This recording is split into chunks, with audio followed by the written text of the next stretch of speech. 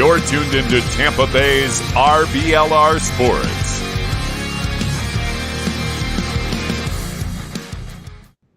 What is going on, listeners? Welcome into RBLR Bucs, your home for Tampa Bay Buccaneers football 365 days a year. No days off, no off season, just straight football talk from right here in the heart of the 813-727, wherever you're listening to this. But hey, look, on the real though, listeners, we appreciate y'all for tapping in, whether you're cruising down Gulf to Bay Boulevard or posted up by the water or cooling off inside with that Florida heat, going crazy outside.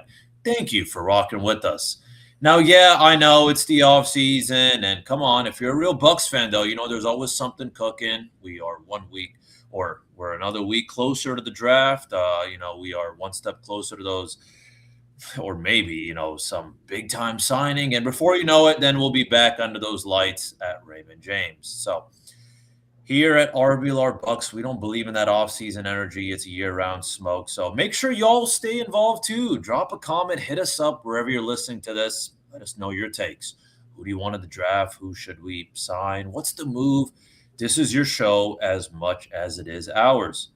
And also, of course, a huge shout-out to the rest of the RBLR crew holding it down across Tampa Bay, covering all our squads. We got love for all y'all grinding across, our lovely city. And today, it's that time. Draft talk is heating up. Boards are moving and, names are rising, or some names are dropping maybe, but we're diving into it. Now, look, we are not Mel Kipers, all right? So guess what, guys? Please, it makes it so much better when we got real fans like y'all talking ball with us. So we want your voice in it too, but enough from me. It's time to bring in my guy, bringing that same Florida fiery energy, that passion, that straight-up Bucs fire every single episode. Ladies and gentlemen, Mr. Carter Brantley. What's the good word, my friend? Oh, the draft. That is the good word for the Bucs and for the NFL. Excited to talk some prospects. This is always my favorite time of year. Well, other than, the regular season, of course. But, it's the best time of the offseason, man. Everyone's talking about the various, you hear a lot about needs and fits and the RAS, which is the relative athletic score. We'll get into all of that. It's a really fun time of year. Today we're doing interior defensive linemen and safeties. So it should be a lot of fun. We're going to start with interior defensive line in the first half of the episode. And the second half, we're going to go with safeties. And at the end of each positional segment, I'm going to ask, in this case, it's just Mr. Musab Tariq, but we'll go through Zach Blaine's guys as well. And we'll go over his results for each position. But at the end of each position, we're going to go through which of our selections we want to be our guy, if you will. And the way I think of it is just sort of like who we would think that the Bucs would draft, whether it's like slot or whether it's because they're actually really good. Regardless, just the reasoning behind it and who our favorite from each of these positions is. We'll have a My Guy segment. And then at the end, we'll try to go back and look at who some of our guys were and see if any of them hit, because you never know. But it's a lot of fun. Regardless, let's get into it. I'm sitting here flapping my gums about it. We might as well talk about it. We'll start with interior defensive line, as I said, and we go through each one: round 1 guys, round 2/round 3 guys, and a day 3 guy. In case you haven't listened to one of our draft episodes, one of our position guys. So we'll start with round 1, interior defensive line. My guy was Caleb Banks. He's kind of a popular one because he's a UF guy. He got a 9.84 relative athletic score.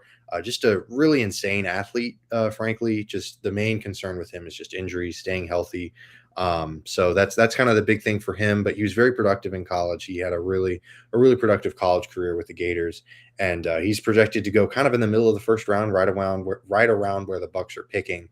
Definitely not my guy. Frankly, it would be a little bit surprising if the Bucs went with Caleb Banks or any other interior defensive lineman here in round 1, just because it's a bit early for them. But maybe they're really high on Banks or some of these other interior defensive linemen in round 1. But because of that, Musab, you don't have a guy for round 1, right? I do not. Yeah, I don't want to take Zach's, and I think we can just use this opportunity to bring Zach's guy, which was Caden McDonald, because if not Caden McDonald or Caleb Banks, I really cannot imagine picking anyone else. First of Yeah. all, No, I'm with you. as you said, Carter, I'm not big on getting an interior defensive lineman. I will say though, I have seen, I know definitely one, mock with Caleb Banks from. I remember I saw it from those like Bucs draft like mock roundups. So it wasn't like from the the Buccaneers, but it was like some I forgot what journalist, but these CBS Fox Sports analysts. So I don't want to say I don't think it's a crazy idea to do that, but it's crazy to choose anyone but Caleb Banks or Caden McDonald if you're going interior defensive line this early. Caden McDonald, dude, he's an animal. Kind of like what Zach was saying. He's a very good run defender. Roadblock of a man. Not a great pass rusher, but I think he's going to just play that Vita Vea role, really well. Eventually replace him, and I mean that's kind of what I was thinking too. He's like the Vita Vea air. He's a pure run stuffer, low center of gravity. So just nearly impossible to move a guy like him on first and second down. So of course the whole thing is the whole pass rush thing, but no man, both these guys absolute nasty. But yeah, I wouldn't want us reaching this early for anyone but them two. Yeah, I mean, Banks is probably, Caden McDonald's outstanding too.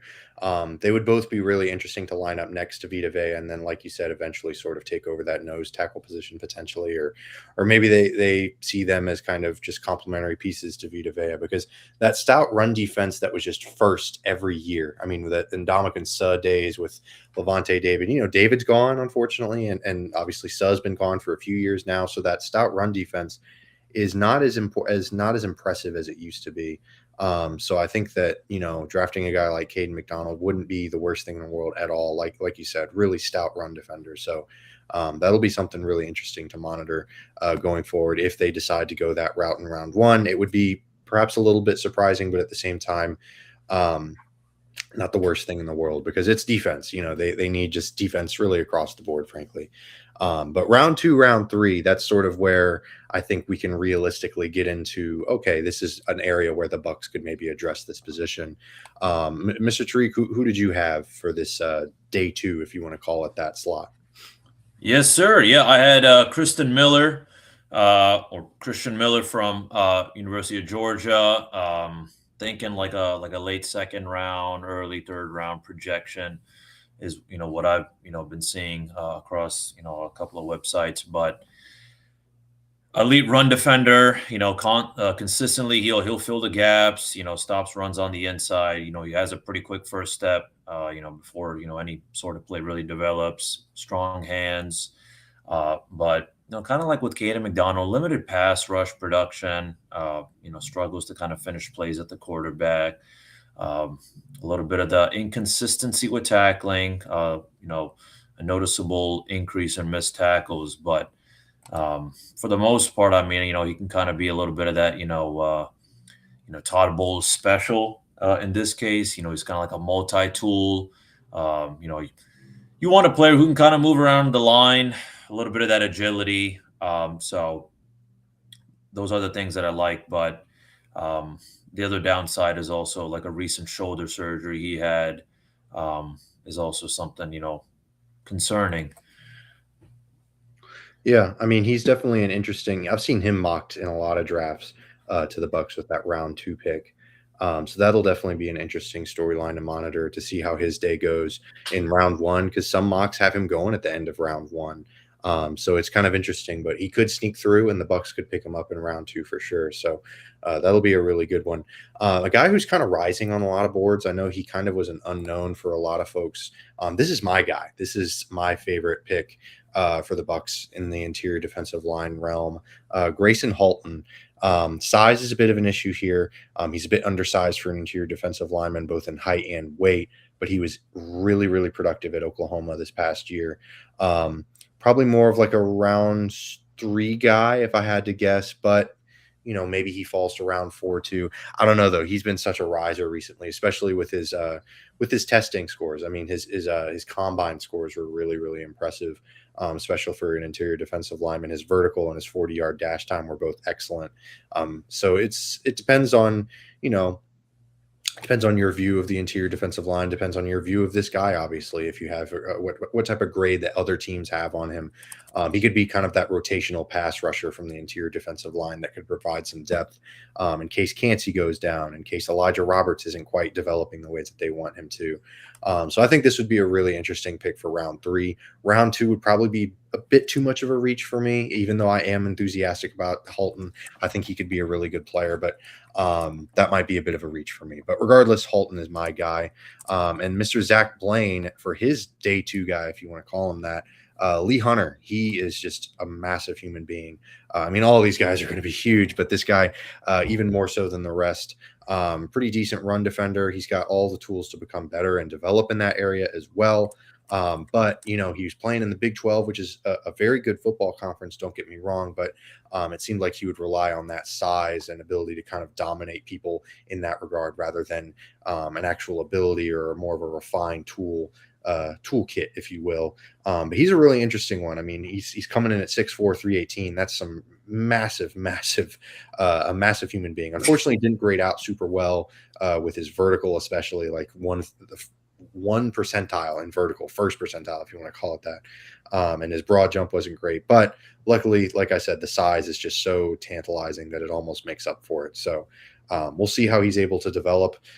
He was even a two-way guy in high school, which was really interesting because he was an offensive lineman and a defensive lineman. So he kind of uses that intelligence a lot in the run game, especially because he was really good at wrapping up people behind the line of scrimmage, generated a lot of tackles for losses for a guy coming at the interior defensive line spot. So some really interesting names so far here. But yeah, now we're going into the day 3 spot, excuse me.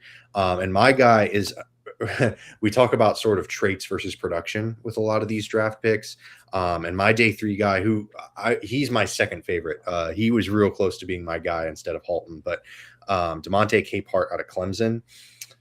He's rising a lot because of his combine testing, above 90th percentile for interior defensive lineman in terms of height, 40-yard dash time, and vertical. Also has a massive wingspan. These are just things that you can't really teach.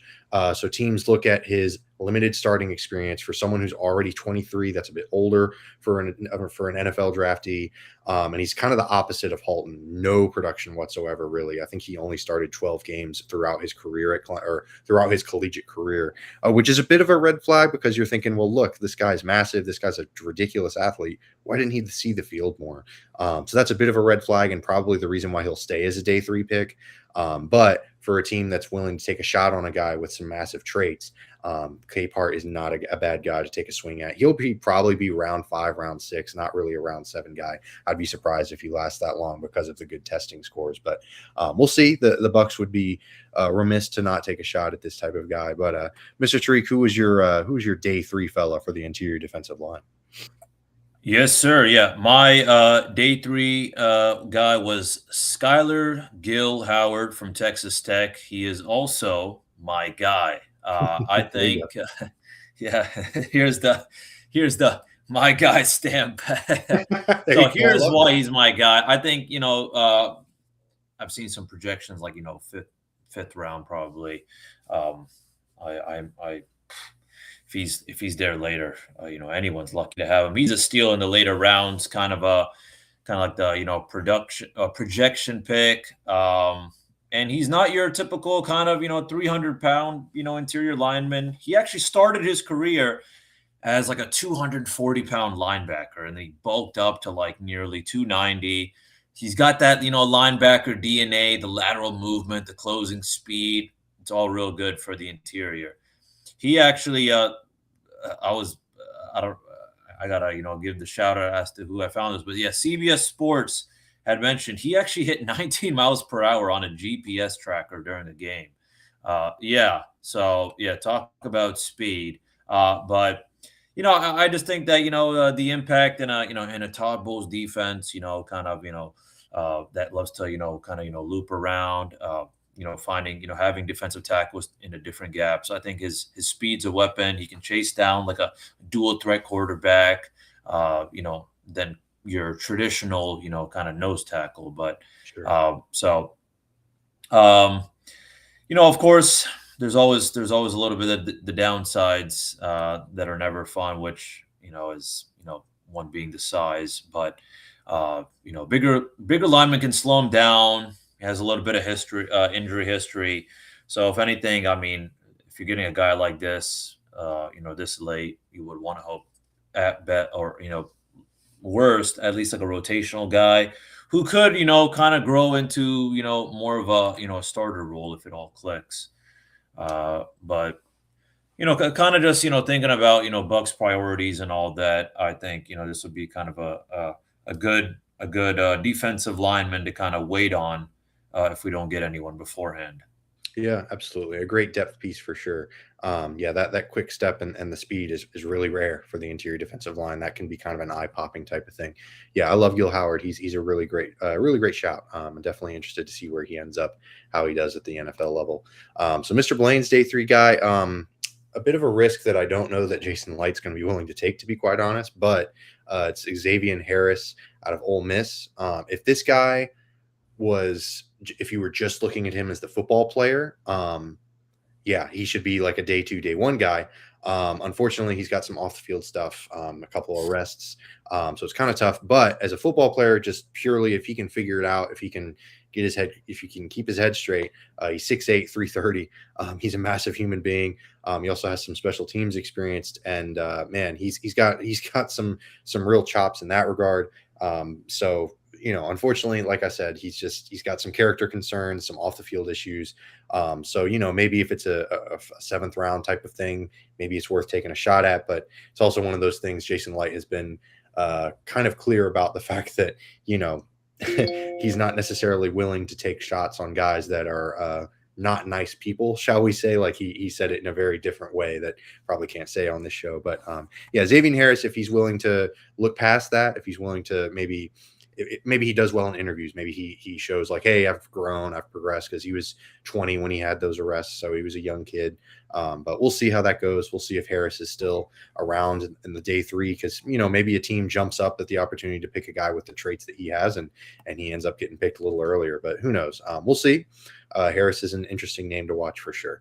But if you're looking for an interesting addition to your wardrobe, if you were looking at your clothing options, your apparel options, and thinking, man, it's looking a little dry. If you're looking to upgrade your wardrobe, just like the Bucs should be upgrading their interior defensive line, then head to shop.rblrsports.com. We've got you covered there. We'll give you 10% off code Cannon, CANNONS. Type it in at the end of your order, and you'll get 10% off your entire purchase. Head there. We'd really appreciate it. It's a way to support the podcast. Anyways, moving on to the second half of our show, we've got the safety position. That's the second half of this draft position preview, if you will. And it's a good one. The safety spot is an interesting one because you view it, at least I don't know how you approached it, Mr. Tariq, but I viewed this as more of a opportunity to draft either a slot guy, a guy who can move around a lot, or a backup safety, because their depth is non-existent. Like, they do not have anyone behind Tyke Smith and Antoine Winfield Jr., especially looking at how the Seattle Seahawks played with Nick Emenwari. I mean, they really used him really efficiently, really effectively. Unfortunately, not really Nick Emenwari in this draft. There aren't very many in any drafts, frankly. He is a really one-of-one unique player. I know that word gets tossed around a lot, but it actually applies for him. Not necessarily a guy like that in this draft, but there are some slot guys that the Bucs could take a shot on if they want to put them in there and then move Parrish, kick him outside, because Parrish was pretty good in the slot last year. So anyways, after all that background information, we'll get into it, because I wanted to give a little look into our thought process. We'll start with Zach Blaine's guy. It's Dylan Thieneman. This is really an interesting pick if the Bucs went here, because he's a really, really elite athlete. Had a 4.35 40, very high IQ guy. He had a great collegiate career. He was a 3-year starter. The tape is just outstanding with Dylan Thieneman. If he's there at 15, it would be really interesting to see the Bucs take a shot at him, because then maybe Tyke Smith moves back to slot. I don't know, but I really like Dylan Thieneman as a pick just in general, and the Bucs would obviously be really lucky to have him as a pick or as a player. So we'll see how that goes. We'll see if they end up picking the former Oregon Duck. I think he transferred from Purdue after his junior season, and he's a really interesting player to watch, and we'll see how his NFL career progresses. If the Bucs don't take him in round 1, he will absolutely go in round 1. He's a bona fide round 1 guy. But Mr. Tariq, who's your round 1 pick for the Bucs? Yeah, man. My round one is AJ Halsey from LSU. Just kind of projected, of course. Be like a round one guy. There's definitely some real good names. So I mean, if he's available, someone to think about. Plays like a traditional strong safety, like a down low playmaker. Does best, in the short zone, kind of like the box enforcer, like the big nickel. So the good part is, he's a tone setter. If you want that kind of NFL tier grit, he's got the size, the hits, to back it up. Fills gaps like a linebacker.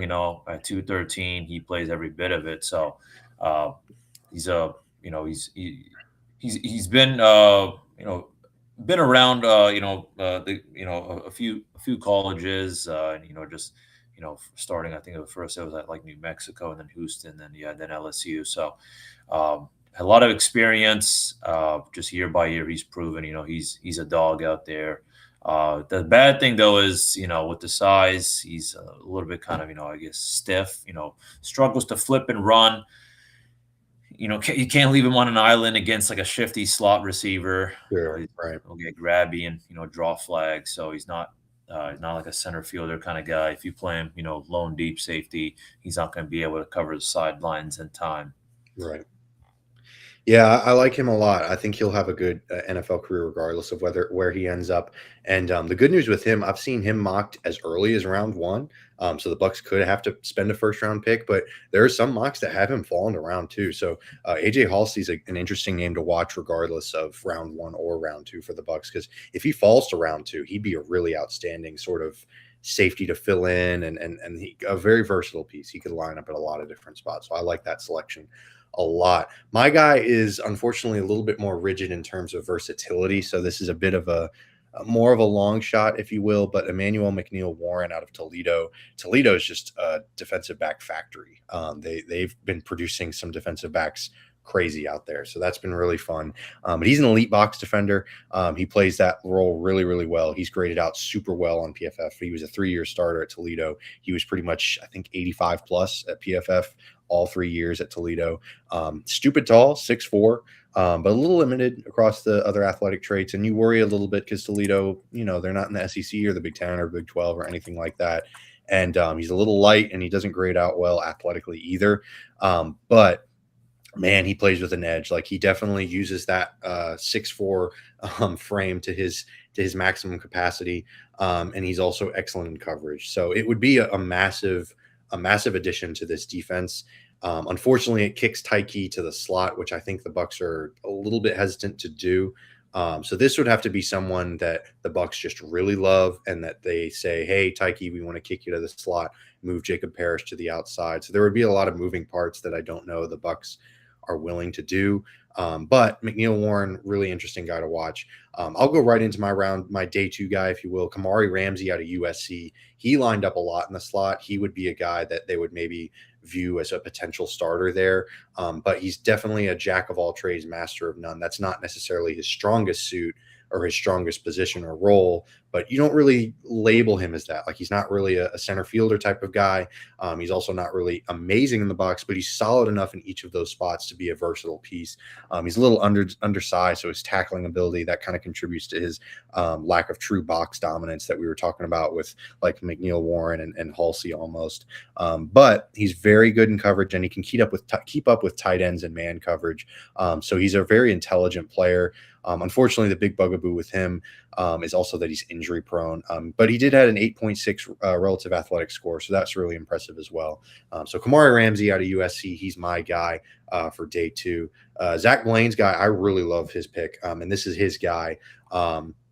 Jalen Kilgore out of South Carolina. He had the highest RAS relative athletic score of anyone at the safety position, 9.97. Another South Carolina safety that's just an insane athlete. I mean, last year it was Emanwari. This year it's Kilgore. I'm not saying he's Emanwari, but he would be really interesting. I like this pick a lot. 6'1", 210.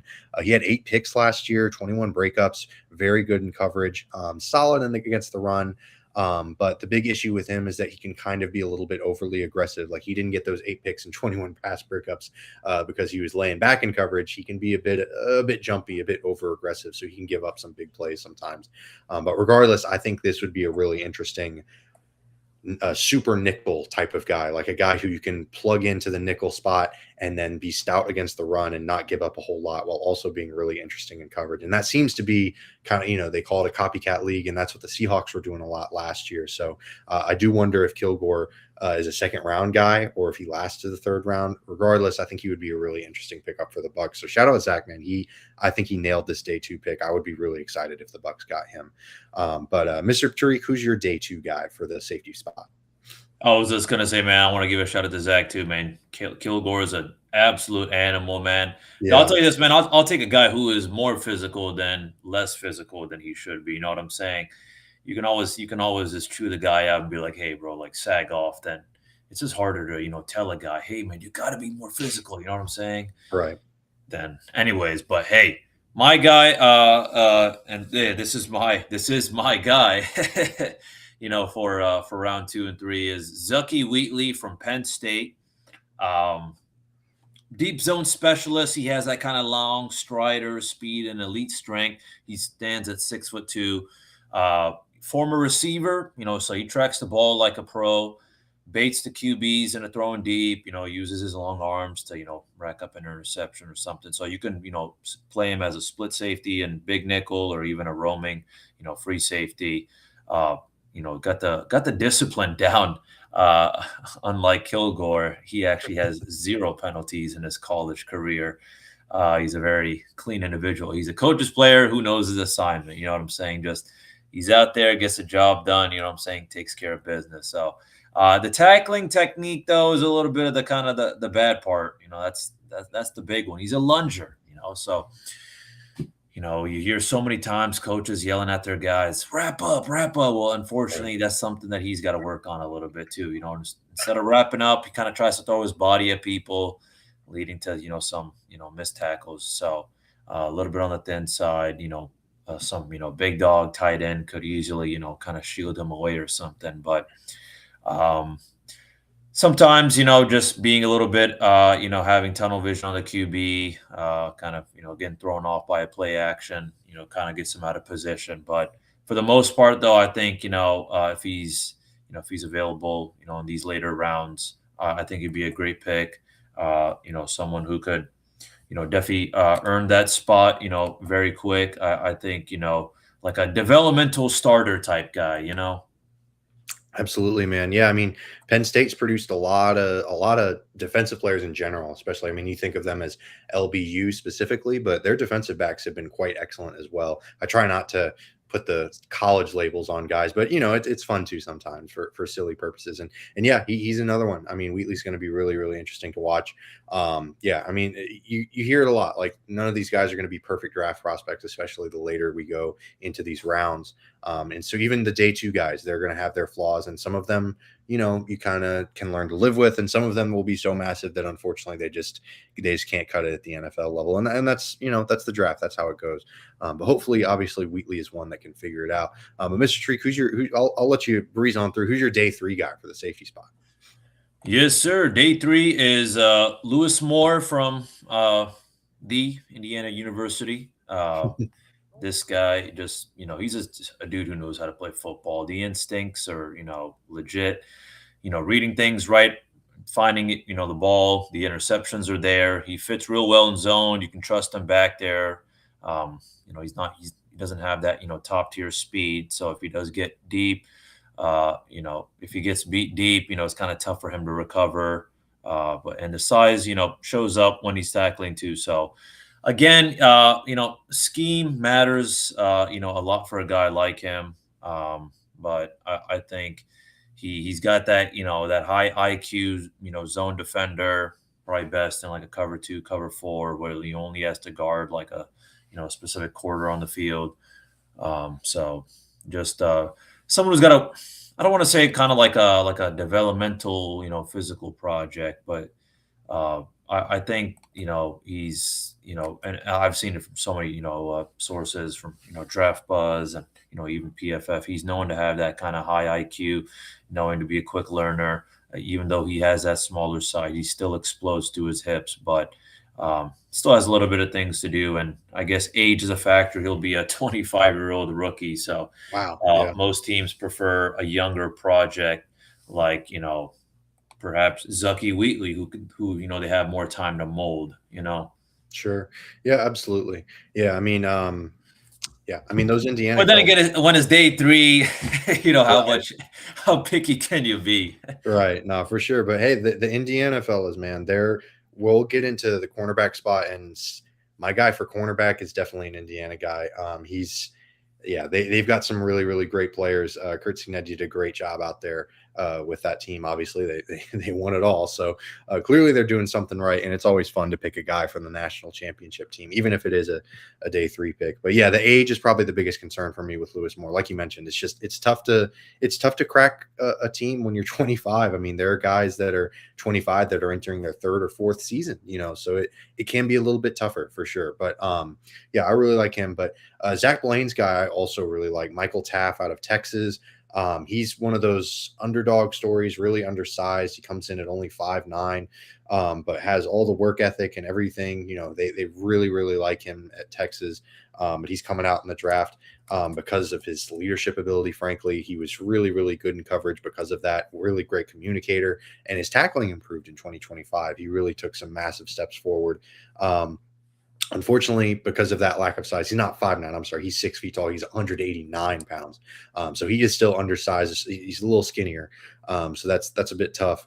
But he's got a decent amount of closing speed. He struggles a little bit in that center field role, but man, his leadership ability is off the charts. So he would be a really interesting special teams contributor for that day 3 role. Maybe even develop into a captain of the special teams unit as he progresses throughout his career. So yeah, Michael Taft, really good shout. I've loved Zach Blaine's day 2 and day 3 picks for this safety spot. And Dylan Theineman's great too. It's a round 1 guy, so it's kind of easy to pick the round 1 guys sometimes. But the day 2 and day 3, I think Zach Blaine uncovered some real gems here.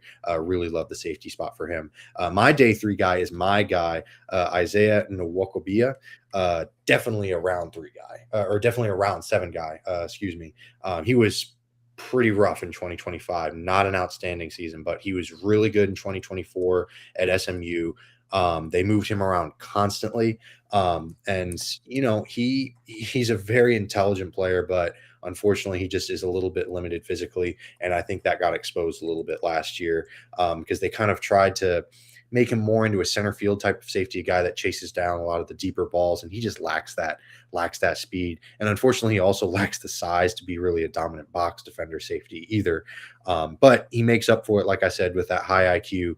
So he could be a really, really outstanding player if he's just kind of allowed to be a little bit less rigid in his role. Because I think in 2024, when they moved him around constantly, I think he was a lot more locked in, just because he's so smart that he just diagnoses things at a different level than a lot of these other guys. But unfortunately, his physicality sometimes has a hard time catching up. So we'll see if he's able to latch on in round 7 or round 6. Maybe the Bucs take a flyer on him and he develops into a good depth/special teams kind of guy at the safety spot. But any closing thoughts on the safety position, Mr. Tariq, before we're kind of nearing the end of our episode? Any closing thoughts on this position for the Bucs? No, man. I'll probably say I would be, well, maybe a question for you is, where would you rather have us reach out a little bit more sooner for a safety than an interior defensive line? Because these are a little bit more of the of our later priorities. Right. Which position gets picked first? I would probably say is where I'm thinking is I'll probably go with safety. Really interesting, because I was going interior defensive line going first. Man, that's cool. I love when we have difference of these safeties. I would rather get the best safety available out there than I think like Caden McDonald and Caleb Banks are absolute animals, but after that I just feel like it just gets a little steep. You know what I'm saying? And even Banks and them, both of those guys have their flaws. Like Banks and McDonald are not certified slam dunk picks. Yeah. No, dude. I think out of all these, I would probably say, I would go safety. And again, shout out to Zach. Yeah, Thieneman's the I think best. I think Kilgore being where he is in that kind of mid draft, that would be nasty, dude. Yeah, I think these are both positions that we could see as early as round 2 and round 3. Like I think Kilgore round 2, and then Grayson Halton round 3 would be interesting. But Kilgore round 2 or round 3, and then Capehart in the later rounds, or maybe they pick Capehart and Nwokobia, or the guy that. I was just gonna say, man, don't sleep on this dude. This guy I'm already starting to fall in love with this guy just based on his last name now. I know, yeah, it's fantastic. I have to say there's something fun about these day 3 guys who you find, because you're like, okay, you're going down the list. You're like, okay, this guy's clearly going to be round 1, but do I want him to be my round 1 guy? Right. But after round 2 or 3, the world is your oyster. You know what I'm saying? No, you're not just going to the next page. Page Right. 1 and 2 on these draft sites is like, round 1, round 2, round 3. No, I'm skipping page 3 and 4. Yeah, I'm going page 1, 2, and then 5. You know what I'm saying? I feel I'm looking for a College of the Holy Cross hidden gem. Yeah, no, I feel you. I know Zach Blaine would hate that because he hates small school guys. But I feel like there's a lot of talent that can be sort of uncovered in these day 3 rounds. I mean, we see it every year. Teams get starters or really important contributors to. I think the biggest thing to take away from any day 3 guys, can you just be a role player? You know what I'm saying? Yeah. That's all we ask from you. For sure. Yeah. I mean, you hear it a lot in basketball, especially nowadays. Like everything's become, baseball too, like it's become incredibly specialized. And I think football is sort of following that trend too, where like if you can't do at least one thing really well, like if you don't have a niche or a role, then it's going to be tough for you to make a roster unless you're like a blue chip bona fide talent. So yeah, it's really fascinating to see how these day 3 guys sort of make their way through these teams. Because who predicted the Bucs would pick up David Walker last year? David Walker, a small school guy that was a really productive in his time, but unfortunately didn't play the steepest competition, and unfortunately got hurt obviously last year. But we'll see if the Bucs take another swing at a small school guy and give Zach Blaine a conniption. But regardless, we'll be covering the NFL draft throughout the rest of the offseason. That's gonna be the theme for the next few weeks. We really appreciate y'all tuning in. Hit that like and subscribe button on your way out. Thank you to my wonderful co-host, Mr. Musab Tariq, and to super producer Eureka Wheeler. Appreciate y'all for tuning in. We'll see y'all next week. But until then, and as always, go Bucs. Go Bucs.